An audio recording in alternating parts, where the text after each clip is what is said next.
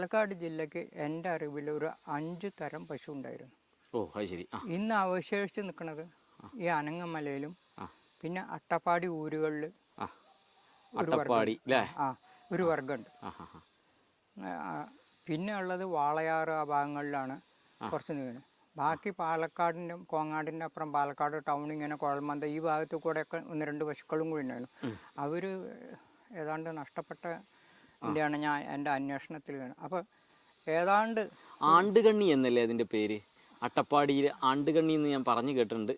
ശരിക്കും അതാണോ അട്ടപ്പാടി ആണ്ടുകണ്ണി എന്നുള്ള ഒരു പേരിലൊരു പശു? ആണ്ടുകണ്ണി എന്ന് പൊതുവായി പലരും ഉപയോഗിക്കുന്ന ഒരു വാക്ക്. ആണ്ടുകണ്ണി പറഞ്ഞാൽ കൊല്ലത്തിൽ പ്രസവിക്കുന്നത്. അത് പൊതുവെ നാടൻ പശുക്കൾ. അതാണ് അതുകൊണ്ട് ഉദ്ദേശിക്കുന്നത്. ആണ്ടിലെ ഒരു കുട്ടി, ഒരു കിടാവ്. അത് പൊതുവെ നാടൻ പശുക്കൾ സ്വതന്ത്രമായിട്ട് അവരുടെ നാച്ചുറൽ ആയിട്ടുള്ള പ്രകൃതി നടക്കുകയാണെന്നുണ്ടെങ്കിൽ അങ്ങനെ ഒരു അവസരം, അങ്ങനത്തെ ഒരു അന്തരീക്ഷത്തിലായിരുന്നു വെച്ചാൽ അത് ഒരുപക്ഷെ എല്ലാ ആണ്ടിലും എല്ലാ പശുക്കളും പ്രസവിക്കേണ്ടതായാണ്. സുഹൃത്തുക്കളെ, ഓർഗാനിക് കേരളത്തിൻ്റെ പുതിയ വീഡിയോയിലേക്ക് എല്ലാവർക്കും സ്വാഗതം. നമ്മൾ ഇന്ന് നിൽക്കുന്നത് പാലക്കാട് ജില്ലയിലെ ശ്രീകൃഷ്ണപുരത്തിനടുത്താണ്. ഇവിടെ നമ്മുടെ ശങ്കരൻ നമ്പൂതിരിയുടെ ഇല്ലത്താണ് നമ്മൾ നിൽക്കുന്നത്. നോക്കൂ, നമ്മൾ പരിചയപ്പെടേണ്ട ഒരുപാട് സവിശേഷതകളുള്ളൊരു വ്യക്തിയാണ് ശങ്കരൻ നമ്പൂതിരി. എന്നാൽ അദ്ദേഹത്തെ പല ആളുകളും ഇതുവരെ അറിഞ്ഞിട്ടില്ല എന്നുള്ളതാണ്. ശരിക്ക് ജൈവ കൃഷി മേഖലയിൽ ഒരു ഒറ്റയാൾ പോരാട്ടം തന്നെ നടത്തിയിട്ടുള്ളൊരു വ്യക്തിയാണ് നമ്മുടെ ശങ്കരൻ നമ്പൂതിരി. അപ്പോൾ ഇത് ഇത്രയും എടുത്തു പറയാൻ കാരണം, സത്യത്തിൽ നമ്മൾ ഇന്നത്തെ വീഡിയോയിൽ അദ്ദേഹത്തിൻ്റെ ജൈവ കൃഷിയല്ല നമ്മൾ കാണിക്കുന്നത്. നമ്മൾ പാലക്കാട് ജില്ലയുടെ തനതായിട്ടുള്ള നാടൻ പശുക്കളുടെ ഒരു ഈ കേരളത്തിൻ്റെ നാടൻ പശുക്കളുടെ ശ്രേണിയിൽ പാലക്കാട് ജില്ലയുടെ തനത് പശുവായിട്ടുള്ള അനങ്ങന്മലയുടെ സവിശേഷതകളാണ് നമ്മൾ ഇന്ന് കാണിക്കുന്നത്.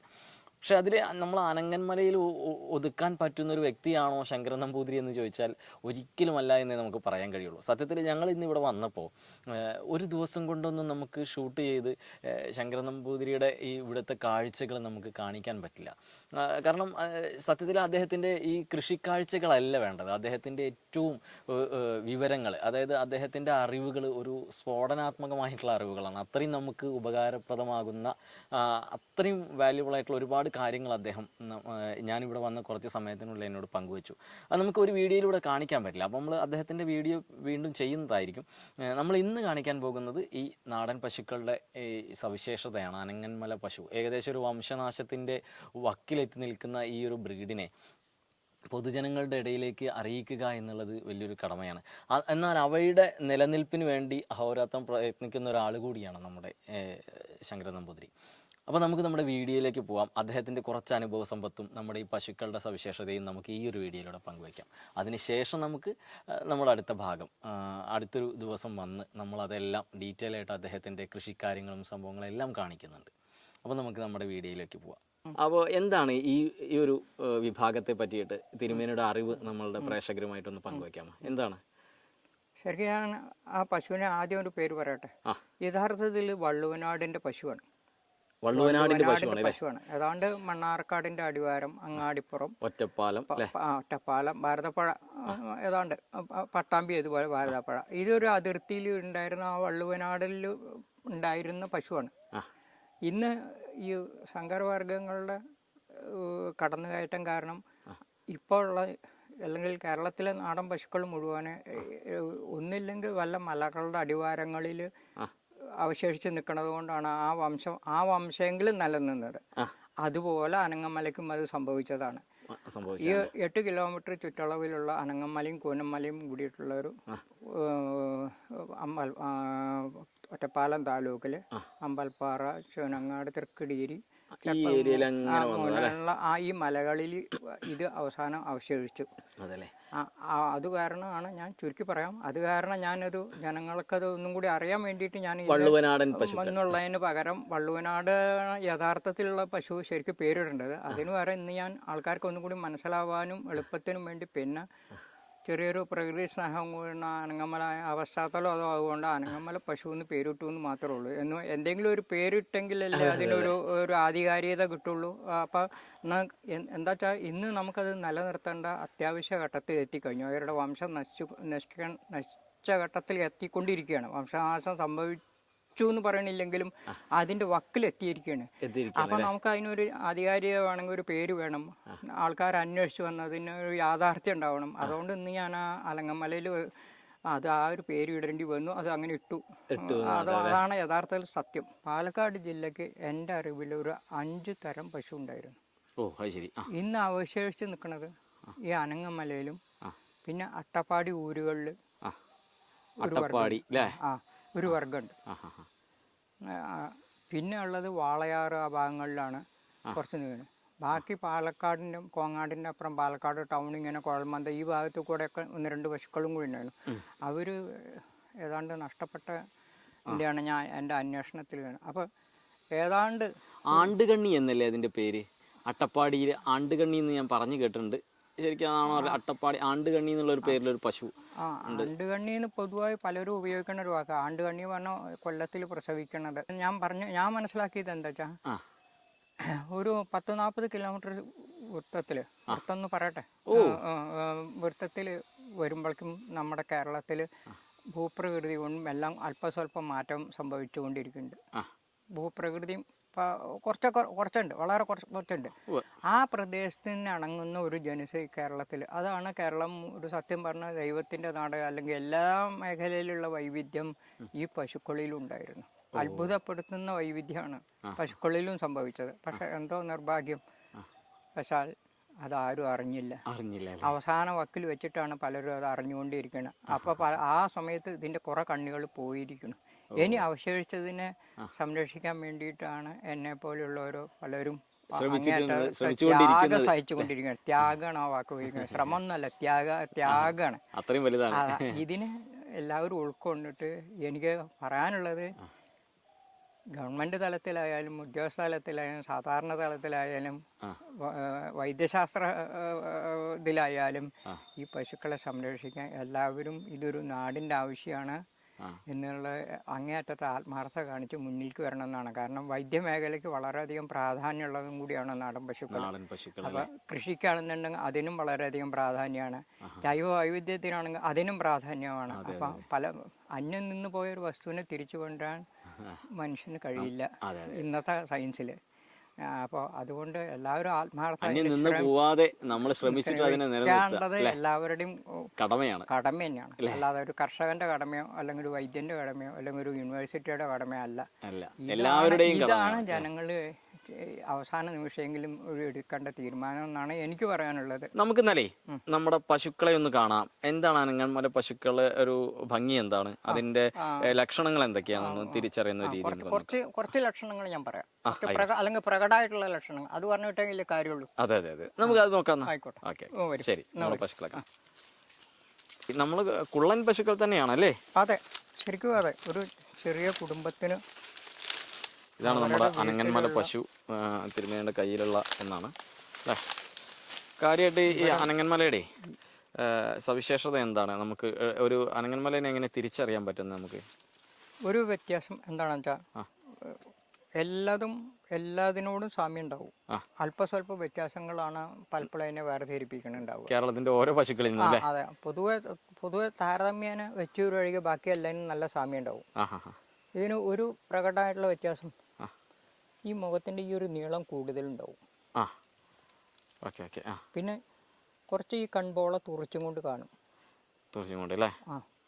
ഒരു കാര്യം മാത്രമായിട്ട് പറയല്ല, ഈ 2 കൊമ്പിന്റെ ഇടയ്ക്ക് ഒരു ചെറിയ മുഴ പോലെ, അത് അനങ്ങന്മലയ്ക്ക് മാത്രമേ കണ്ടിട്ടുള്ളൂ അല്ലേ? അത് പൊതുവെ അല്ല, അത് അങ്ങനെ അത് പറയാൻ പറ്റും തോന്നുന്നില്ല. കാരണം ഇങ്ങനെ 2 കൊമ്പ് മുകളിലേക്ക് വരികയാണെന്നുണ്ടെങ്കിൽ സ്വാഭാവികമായിട്ട് ഇവിടെ ഇങ്ങനെ ചെറിയ ഉണ്ടാവാൻ സാധ്യതയുണ്ട്. അത് എനിക്ക് അത്ര തോന്നിയിട്ടില്ല.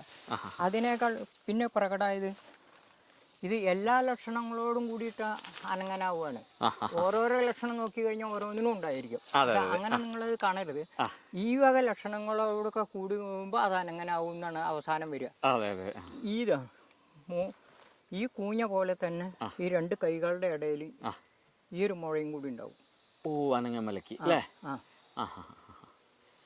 അത് കൊള്ളാം. ഇതുണ്ടോ ഈ നമ്മൾ ഈ പറഞ്ഞ കൂഞ്ഞ പോലെ, അതുപോലെ ഈ ഇങ്ങോട്ട് വന്നിട്ടേ ഉണ്ടാവുള്ളൂ. ഇവിടെ ചുളിഞ്ഞിട്ട് കിടക്കും. ഇത് കുറച്ചും കൂടി ഉണ്ടാവും.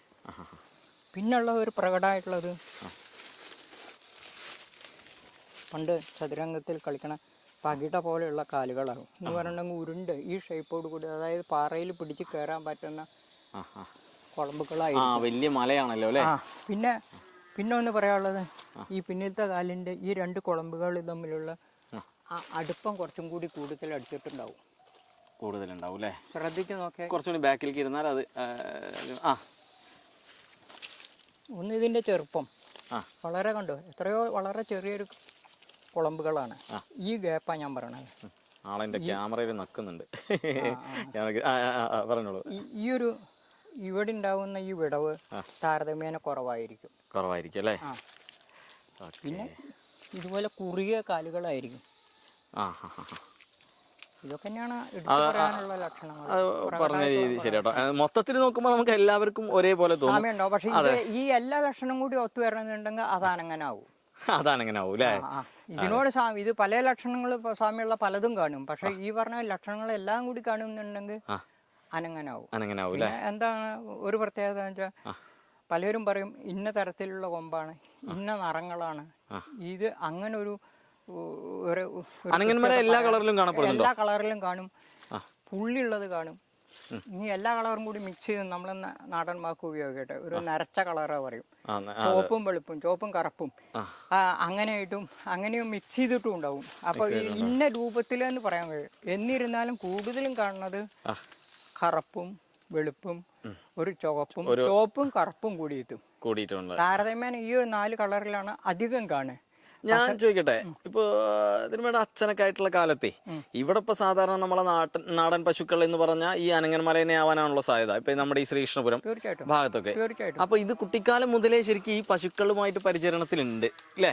അല്ല, പണ്ട് എല്ലാ വള്ളുവനാട് അല്ല, പൊതുവെ എല്ലാ ഗ്രാമങ്ങളിലും അന്നത്തെ പാൽ ഉൽപാദനവും കൃഷിക്ക് വേണ്ട വളം ഉൽപാദനവും അതാത് പ്രദേശ നാടൻ പശുക്കൾ തന്നെയാണ്. അല്ല, അതൊക്കെ ഞാൻ ചോദിച്ചത് എന്താ വെച്ചാൽ, ഈ കുട്ടിക്കാലം മുതൽ ഈ അനങ്ങൻ വിഭാഗവുമായിട്ട് ബന്ധം ഉണ്ടാവുമല്ലോ. അതാണ് ഞാൻ പറഞ്ഞു തന്നെ. അപ്പൊ പൂർവികമായിട്ടുണ്ടായിരുന്ന പശു തന്നെയാണ് ഇത്. യഥാർത്ഥത്തിൽ ഈ വള്ളുവനാളിൽ ഉണ്ടായിരുന്ന പശുവാണിത്. അപ്പൊ ഈ ഒരു കാലഘട്ടത്തിലേക്ക്, തിരുമേനിയുടെ കുട്ടിക്കാലം മുതൽ ഈ ഒരു കാലഘട്ടത്തിലേക്ക് എന്തെങ്കിലും മാറ്റങ്ങൾ ഇതിന് സംഭവിച്ചിട്ടുണ്ടോ? എന്തെങ്കിലും ഒരു കാര്യപ്പെട്ട മാറ്റം ഈ ഒരു ഈ പശുവിന്റെ ഇപ്പൊ, കാരണം ഇപ്പൊ ഇത്രയും കാലമായല്ലോ, ഏകദേശം ഒരു 73 മുതലായിട്ട് തിരുമേനി കൃഷിയിലേക്ക് ഇറങ്ങി. അതിന്റെ മുന്നേ കാലം മുതൽ തന്നെ ഈ പശുക്കളുമായിട്ടൊരു അടുത്ത ബന്ധം ഉണ്ടായിരിക്കുമല്ലോ. ഇപ്പൊ ഈ പശുവിന് ഈ ഒരു കാലഘട്ടത്തിലേക്ക് വന്നപ്പോ എന്തെങ്കിലും മാറ്റങ്ങൾ സംഭവിച്ചായി തോന്നി? ഒന്നും സംഭവിച്ചിട്ടില്ല. സംഭവിക്കരുത്. സംഭവിച്ചാൽ അത് അനങ്ങനല്ല. അപ്പൊ അതുകൊണ്ടാണ് ഞാൻ ചോദിക്കുന്നത്, ഇന്ന് ഒരു കാളകൾ പോലും നിലവിലില്ല. അതായത് വളരെ കുറച്ചുള്ളൂ. എണ്ണം പറഞ്ഞ അനങ്ങന്മലയിൽ തന്നെ വളരെ കുറച്ചുള്ളൂ. കാട്ടിലേക്ക് കയറിയ മാത്രമേ ഉള്ളൂ. അത്രയും അന്യം നിന്ന് പോകുന്ന ഒരു അവസ്ഥയിലേക്ക് എത്തി. അപ്പോ അതുകൊണ്ടാണ് ചോദിക്കുന്നത്, ഇതിന്റെ ആ പ്യൂരിറ്റി ഇപ്പോഴും നിലനിൽക്കുന്നുണ്ടോ? തീർച്ചയായിട്ടും ഉണ്ട്. വംശനാശം ഇനി നമ്മൾ ശ്രദ്ധിച്ചിട്ടില്ലെങ്കിൽ സംഭവിക്കും. ഇപ്പൊ എല്ലാവരും കൂടി ഒരു ആത്മാർത്ഥമായിട്ട് ശ്രമിക്കുകയാണെങ്കിൽ വീണ്ടും ഇതിനെ തിരിച്ചു കൊണ്ടുവരാൻ നമുക്ക് പറ്റും. അതാണ് എനിക്ക് എടുത്ത് ധൈര്യപ്പെട്ട് പറയാനുള്ളത്. പക്ഷെ അടുത്തൊരു കാലം വരെക്ക് നീക്കി വെക്കാൻ ഒരു പക്ഷെ കിട്ടിക്കൊള്ളുന്നില്ല. അവസാന വക്കിലെത്തി നിൽക്കുകയാണ്. ഇത് സത്യമാണ്. അതാണ് പറയേണ്ട വാക്ക്. നമ്മളുടെ ഈ പശുവിന്റെ കഴുത്തിലേ ഇതൊരു ചിരട്ട കെട്ടിയിട്ടുണ്ട്. ഇങ്ങനെ ഒരു ചിരട്ട കെട്ടിയിട്ടുണ്ട്. അതിന്റെ ഒരു ഉദ്ദേശം എന്താണ്? അത് 2 ഉദ്ദേശത്തിലാണ്. ഒന്ന്, ഒരു നാടൻ രീതിയിൽ നമ്മൾ കണ്ണ് തട്ടുക എന്നുള്ള ഒരു ചൊല്ലുണ്ട് പൊതുവെ. അപ്പൊ അതിന് പൊതുവെ എല്ലാവരും ഇങ്ങനെ ചെറിയും ഒരു ചിരട്ട കെട്ടിക്കോളൂ എന്ന് പറഞ്ഞാൽ, ഇന്നിപ്പോൾ എന്താ കുറച്ചും കൂടി ചെയ്യാൻ കാരണം എന്ന് വെച്ചാൽ, ഇന്ന് നാടൻ പശുക്കളെന്ന് പറഞ്ഞാൽ തന്നെ ഏതൊരാൾക്കും കണ്ണ് തട്ടാന്നുള്ള ഒരു അപൂർവ വസ്തുവായി. പിന്നെ ഇതിന്റെ ഒരു കുഞ്ഞിത്തം, അങ്ങനത്തെ ഒരു വാക്കന്നെ ഉപയോഗിക്കുന്നത്. അത് മാത്രമല്ല, അല്ല, ഒരു വിഷയം കൂടി ഉണ്ട്. പിന്നെ ഉള്ളതിന് എന്താ വെച്ചാൽ, ഒരു വൈദ്യശാസ്ത്ര പ്രകാരം പണ്ട് പറഞ്ഞായിരുന്നു. ഇത് മുഴുവൻ പൈതൃക പണ്ട് നമ്മൾ കണ്ടിട്ടും കേട്ടിട്ടും പണ്ടുള്ള അറിഞ്ഞ അറിവുകളാണ്. ഇവർക്ക് ഈ താട പലപ്പോൾ ചിലപ്പോൾ നീർക്കെട്ട് വരും, കാലാവസ്ഥയിലുള്ള വ്യത്യാസം കൊണ്ട്, പകർച്ചവ്യാധികളെ കൊണ്ട്. പക്ഷെ നമ്മളിതിങ്ങനെ ഒരു ചിരട്ട തട്ടുകയാണെങ്കിൽ സ്വാഭാവികമായിട്ടും അതിങ്ങനെ തട്ടിത്തടഞ്ഞ് അത് ഒട്ടും അങ്ങനെയാണ് പണ്ട് പൂർവികർ പറഞ്ഞാൽ.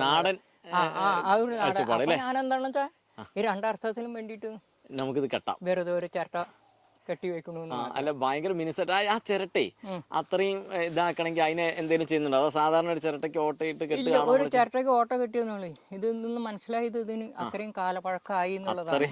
അത്രയും തവണ ഇതിന്റെ ദേഹത്ത് വരഞ്ഞുണ്ടു എന്നുള്ളതാണ് ഇതൊന്ന് മനസ്സിലാക്കേണ്ടത്. അതെ, അങ്ങനെ മിനുസപ്പെട്ടത്. ഓ അതിന്റെ അല്ലേ, അതാണ് ഇതിന്റെ പ്രത്യേകത. ഇങ്ങോട്ട് പിടിക്കോ ഈ നിറം വന്നതും ഈ നിറം വരാൻ വന്നതും ഇതിന് മിനുസം വന്നതും ഇത് ദേഹത്തിൽ വരഞ്ഞു അത്ര കാലപ്പഴക്കമുണ്ട് ഇതിന്. അതായത് കൊണ്ടുവന്നൊരു 10 വർഷത്തോളം പഴക്കണ്ടാവും. ആ കൊണ്ടുവന്ന കാലം മുതലേ ഉണ്ടല്ലോ. അപ്പൊ തന്നെ അതിനെ ചെയ്യുന്നു. പിന്നെ അത് മാത്രല്ലേ, ഈ അനങ്ങന്മല ഇപ്പൊ തിരുമേനിയുടെ അടുത്തുണ്ട്, അത്രയും ഇണക്കത്തോടെ ഭയങ്കര ഒരു മനുഷ്യ സ്നേഹിയാണ്. മറ്റു പശുക്കൾ ചിലവരൊക്കെ ഭയങ്കര അഗ്രസീവ് ആവും, പക്ഷെ അനങ്ങന്മലയ്ക്ക് അങ്ങനെ ഒരു പ്രശ്നമില്ല അല്ലെ. അനങ്ങൻ പൊതുവെ ശാന്തമാണ്. പൊതുവെ എല്ലാവരുടെയും ഒരു ധാരണയുണ്ട് നാടൻ പശുക്കൾ കുറച്ച് ഭയങ്കര അപകടകാരികളാണ്, അപകടം കാണിക്കും. പക്ഷെ അതൊക്കെ അപരിചിതര് വരുമ്പോ സ്വാഭാവികമാണ്, അത് അവരുടെ പ്രവൃത്തിയുള്ളതാണ്. ഞാൻ പറഞ്ഞതേ, നമ്മൾ ഈ ക്യാമറ ഇട്ട് പോലും ആളെടുത്ത് നിന്നിട്ട് ആൾക്ക് വലിയ പ്രശ്നമില്ല.